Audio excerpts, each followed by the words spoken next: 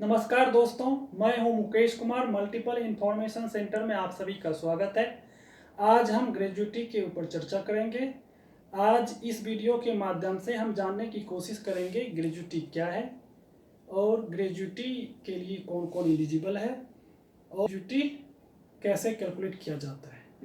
Gratuity को हमने दो भागों में डिवाइड किया है। Number 1, how to calculate gratuity.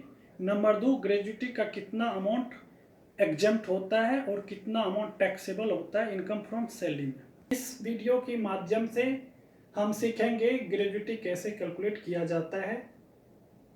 दूसरे पार्ट के लिए हम सेपरेट वीडियो बनाएंगे यदि आप लोग इच्छुक होंगे। दोस्तों, रोज की तरह आज हम फिर आप लोगों से विनम्र निवेदन करते हैं कि इस वीडियो को शुरू से अंत तक जरूर देखिए। इसके बीच यदि आपको ये वीडियो पसंद आए तो इसे लाइक करें, दूसरे के साथ शेयर करें और नई वीडियोज़ की जानकारी के लिए हमारे इस चैनल को सब्सक्राइब करें। तो दोस्तों चलें, हमने कुछ नोट्स तैयार किया है, उसे लैपटॉप के माध्यम से आपको शेयर करते हैं। दोस्तों, ये हमने नोट्स तैयार किया है ग्रेजुएटी के ऊपर, इसको हम डिस्क्रिप्शन बॉक्स में डाल देंगे। तो चलिए हम देख लेते हैं कि ग्रेजुएटी क्या है। जैसे व्हाट इज ग्रेजुएटी। ग्रेजुएटी क्या है? Gratuity is a payment made by the employer to his oblique her employee in appreciation of past service rendered by the employee during the period of employment. It is usually paid at the time of retirement but can be paid earlier provided certain condition are met. तो ये gratuity की परिभाषा होगी। अब who is eligible to receive gratuity? A person is eligible to receive gratuity only if he has completed 5 years of service with an organization. However, it can be paid before the completion of 5 years at the death of an employee or if he has become disabled due to accident or disease. Okay, तो मतलब eligible है जो एक तो 5 साल complete कर चुका हो एक ऑर्गेनाइजेशन में, या फिर उससे पहले या तो उनका डेथ हो गया हो या फिर वो किसी का एक्सीडेंट की वजह से डिसेबल हो चुका हो या कोई डिजीज़ हो गया हो, तो उस केस में वो बंदा एलिजिबल हो जाता है ग्रेजुएटी के लिए। ग्रेजुएटी के लिए कोई फिक्स परसेंटेज नहीं है as per law, gratuity law. इसके लिए फॉर्मूला फिक्स किया गया है, उस फॉर्मूला के बेस पे ग्रेजुएटी हम कैलकुलेट करते हैं। Gratuity payable depend on 2 factors. पहला last drawn salary and years of service, यानी कि जिस समय आप रिटायर हो रहे हैं या आपकी डेथ हो गई उस समय आपकी सैलरी कितना था और उस समय आपने कितने ईयर्स काम कर चुके हैं उस ऑर्गेनाइजेशन में। इसके बिहाफ पे आपको ग्रेजुएटी मिलता है। ठीक है, तो ग्रेजुएटी को हम 2 तरीके से कैलकुलेट करते हैं। पहला है कि employee covered under the payment of gratuity act, दूसरा है employee not covered under the payment of gratuity act 1972। ठीक है, इसका कैलकुलेशन का कुछ फॉर्मूला है। Covered employee covered under the payment of gratuity act का अलग फॉर्मूला है और not covered under the payment of gratuity act 1972 का अलग फॉर्मूला है। तो चलिए हम दोनों पे डिस्कस करते हैं, कवर्ड और नॉट कवर्ड। पहले हम कवर्ड की बात कर लेते हैं। पहला नंबर है covered under the payment of gratuity act 1972। इसका फॉर्मूला है 15/27 into last drawn salary into tenure of working. मतलब इसका मतलब ये है कि 15/26 इसको मल्टीप्लाई कर देंगे लास्ट ड्रॉन ऑफ सैलरी, मतलब जिस समय रिटायरमेंट हुआ उस समय उसकी सैलरी कितना था, ठीक है। उसके बाद वो उस समय वो कितने साल उस कंपनी में काम किया है। तो अब यहाँ पे सपोज मिस्टर ए एक एम्प्लॉई है XYZ लिमिटेड कंपनी में।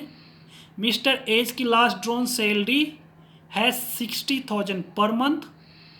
हाँ, he has work with messrs XYZ limited for 20 years 7 months।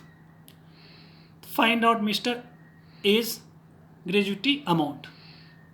इसके बेस पे हम इसको कैलकुलेट करते हैं।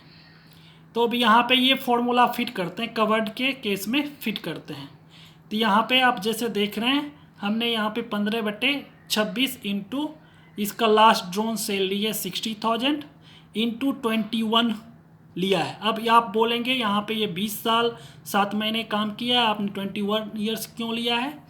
तो इस कवर्ड की केस में मतलब कंप्लीटेड ईयर्स ऑफ सर्विस हम लेते हैं। अगर 20 साल 7 महीने काम किया है तो उसको हम उस 7 महीने को 1 साल एज्यूम करके उसे 21 ईयर्स का हम मान लेते हैं।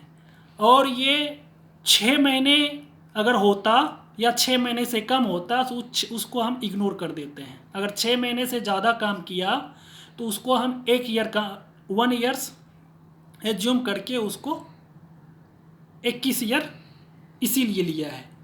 यानी 6 महीने और उससे कम को हम इग्नोर कर देंगे, 6 महीने से ऊपर होगा तो उसे हम 1 साल एज्यूम कर लेंगे। समझ गए आप। तो इसको करने के बाद इसका जो ग्रेजुटी अमाउंट आ गया करीब 7,27,000 रुपये। ये कवर्ड की केस में हो गए, जो covered under the payment of gratuity act 1972 में है। उस सिचुएशन में इसका ग्रेजुटी अमाउंट हो गया 7,27,000। चलिए अब नॉट कवर्ड की हम बात कर लेते हैं कि जो not covered under the payment of gratuity act 1972 में है, उसका फॉर्मूला होता है 1/2 into average salary into tenure of working. ठीक है, तो अमाउंट ये सेम ही है, एम्प्लॉय भी सेम ही है, उनकी जो एवरेज सैलरी है 60,000 पर मंथ है। ठीक है, और उन्होंने 20 साल 11 महीने या 20 साल, यहाँ पे हम 7 महीने भी कर सकते हैं कि 20 साल 7 महीने भी कर सकते हैं। मैंने आपको सिर्फ दिखाने के लिए, समझाने के लिए 11 महीने डाला था। 20 साल 7 महीने उन्होंने काम किया, तो हम इसका ग्रेजुटी अमाउंट निकालते हैं। तो यहाँ पे हमने 1/2 इंटू 60 इंटू 20, यहाँ पे हमने 20 ईयर्स लिया है और कवर्ड वाले केस में 21 ईयर लिया था। तो वो तो मैंने बता ही दिया था आपको। इसमें देख लीजिए 20 क्यों लिया कि नॉट कवर्ड की केस में कंप्लीटेड ईयर्स सिर्फ लेते हैं, बाकी दिन मंथ उसको हम कंसीडर नहीं करते हैं इस केस में। चाहे वो 11 महीने 29 दिन क्यों ना हो, हम कंप्लीटेड ईयर ही लेंगे। जो ईयर कंप्लीट हो चुका है उसी ईयर को कंसीडर करेंगे। तो इसलिए हमने यहाँ पे 20 कंसीडर किया है। तो ये भी आप समझ गए। ठीक है, तो यहाँ पे इनका ग्रेजुटी अमाउंट निकल के आया 6 लाख रुपए। अब हम बात कर लेते हैं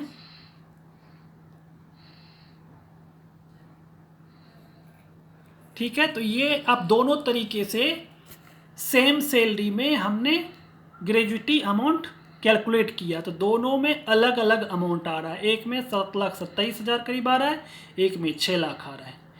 ठीक है, तो वो आप भी इसको अपनी ग्रेजुटी अमाउंट इसी तरीके से कैलकुलेट कर सकते हैं। यहाँ पे सिर्फ आपको सैलरी पुट करना है, नंबर्स ऑफ ईयर्स पुट करना है, बस ये कैलकुलेट हो जाएगा। मैं इस सीट को भी डिस्क्रिप्शन बॉक्स में डाल दूँगा। दोस्तों, आप सभी का बहुत बहुत धन्यवाद। आपने हमारे इस वीडियो को बहुत ही पेशेंस के साथ सुना। तो चलिए दोस्तों, आप सभी का बहुत बहुत धन्यवाद।